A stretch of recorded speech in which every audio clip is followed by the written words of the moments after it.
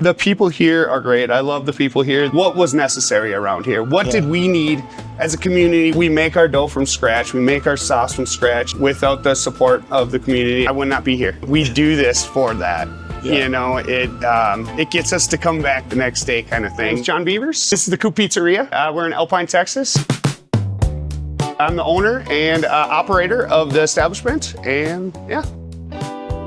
Go ahead and tell me what you're doing, man. I'm making the sauce right now, actually. So I use all Stanislaus full red tomatoes. They're from California. You particularly like these? Yes. Whenever you were trying to figure out your ingredients, what was the process like?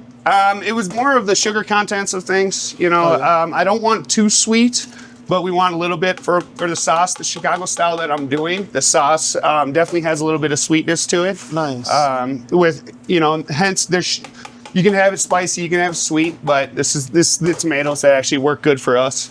Nice. I've been using this product probably for about a decade, so I kind of have a feeling I know what it's about at least. So. Nice, nice. And how long have you been in Alpine again? I've been in Alpine for about 5 years now. 5 years? What do you think, man? I love it here. I love it. I love the weather. Where are you coming from? I'm coming from Minnesota, so it's a little colder up there sometimes. It is, it is. And I'm sure this cold didn't really even faze you, right? No, no, this is nice. We had, what is that, 1 day of snow? Yeah, meanwhile, schools are shut down. You know, the colleges, everybody's shutting down. Yep. I bet that's pretty humorous, right? So what have you kind of noticed living here just in our environment? Like, what's different about where you're from? And why do you like it? Well, it's obviously much smaller from where I'm from. I'm from the Twin Cities, so it's it's much bigger up there, population-wise and stuff like that. You kind of can focus on kind of your trade here. It feels like you can get more into it without any type of competition and things like that, where they get in the way. Yeah. You know, with pay and things like that, where people they'll accept a little less in a bigger city, you know, because there's a lot more of them. Right. Other than that, I mean. The people here are great. I love the people here. They've, you know, they're more down to earth kind of people. You know, you kind of can. People are very transparent. Yes. And I love that about that here. What were you doing before you decided to open this up? Actually, I was a carpenter for about 3 years. Oh, nice. So I was building cabinets and countertops.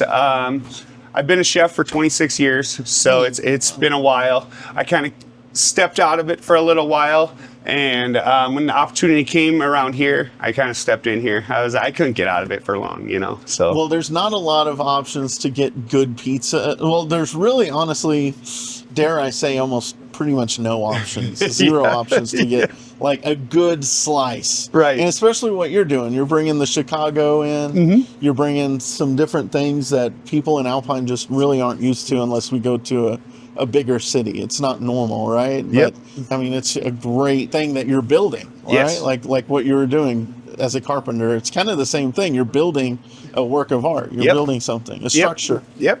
And you know, that's a great point. How we go back in the reasoning why I'm doing this is kind of looking around town. What was necessary around here? What did we need as a community? What did we need? Pizzerias, every place I've ever been, all the towns have a pizzeria, you know. Some people might have, you know, the corporate ones and stuff like that.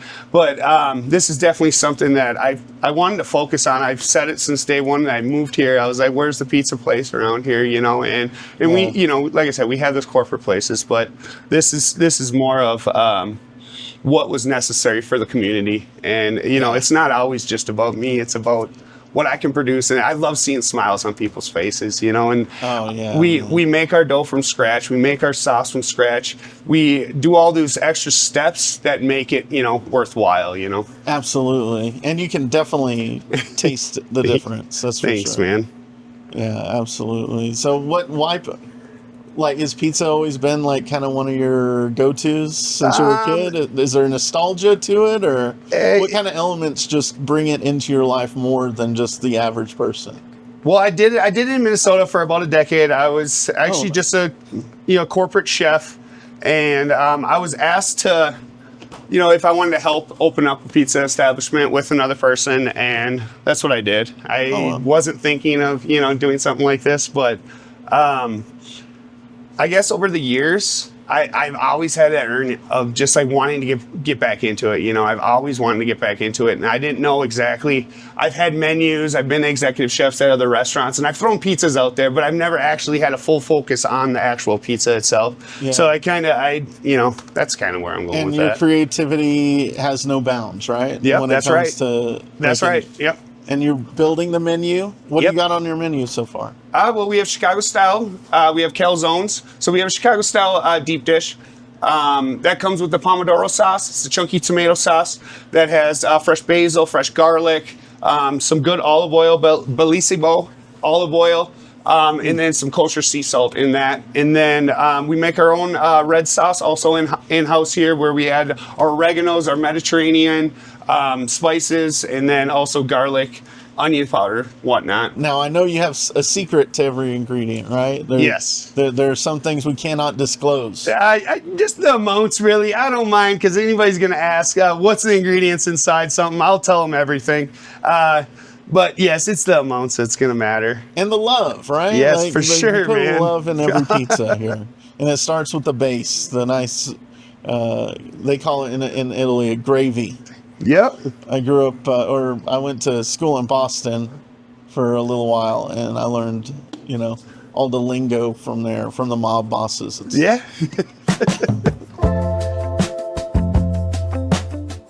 As far as the community here, like, we were missing out.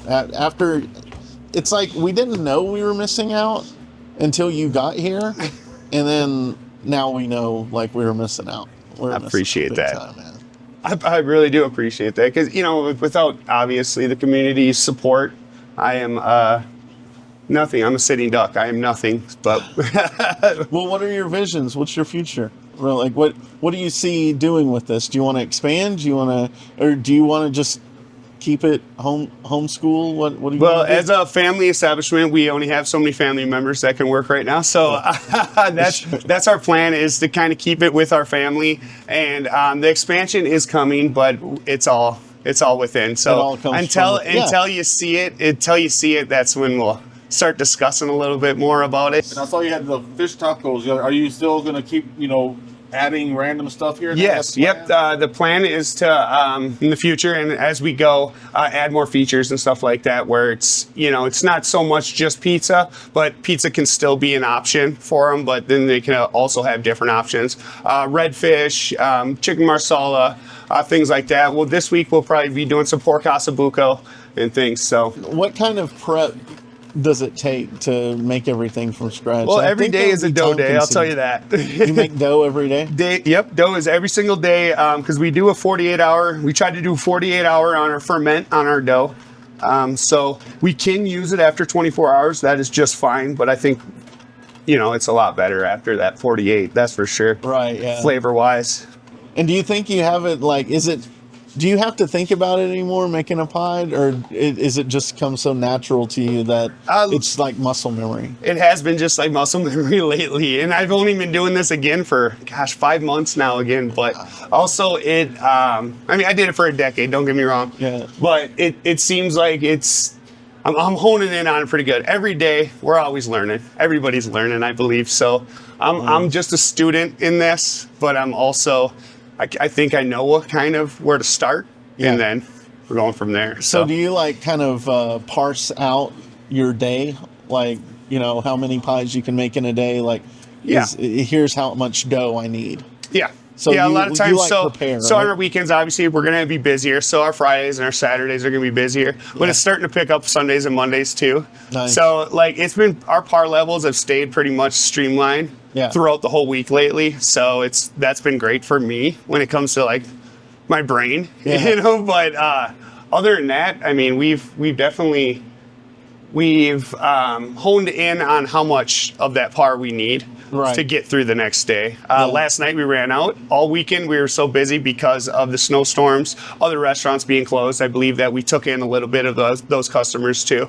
Good. So, I mean, it helps us. I mean, we plan for, this so many pizzas a day, and those so many pizzas, if they're sold, that's a good day usually. We don't try to under-par that, under-prep, that's for sure. Well, when you see someone come back after getting the first one and saying, that was awesome. I love that. Here's what I'm going to try next. Like, well, how does that make you feel? Oh, it's great, man. It's great. What emotions go through? I think a lot of us don't know it, but we do this for that. Yeah. You know, it gets us to come back the next day, kind of thing. You know, and the appreciation a lot of times isn't seen and saw a lot. You know, so you go from A to B, and then everybody sees C.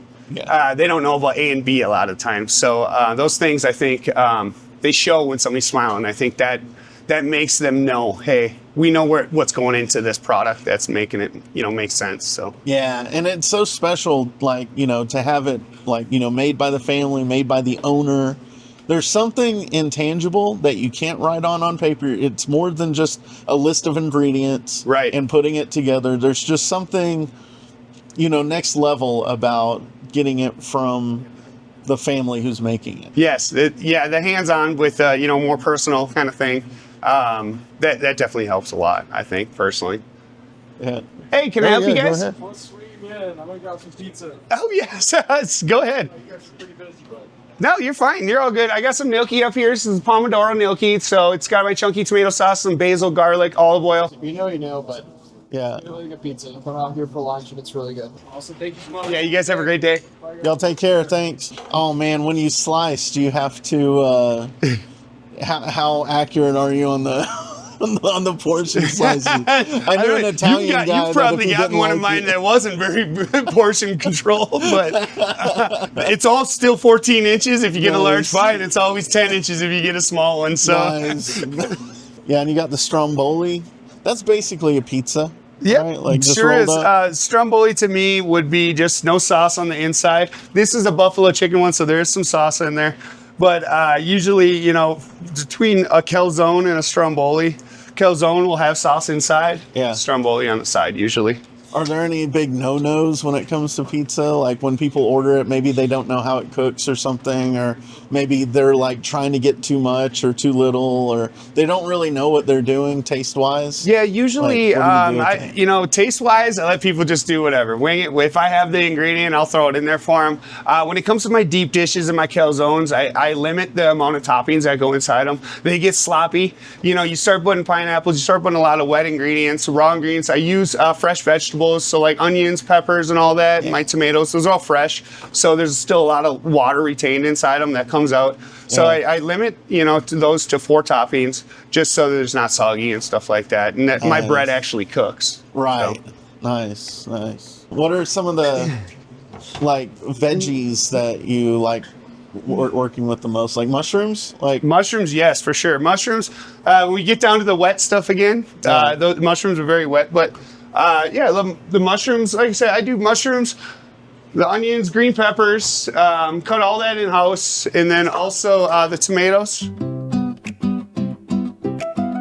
There's the dough, and you're putting it in flour? Yes. And seeds this or something? Is all unbleached, unbromated flour, all Trump's flour.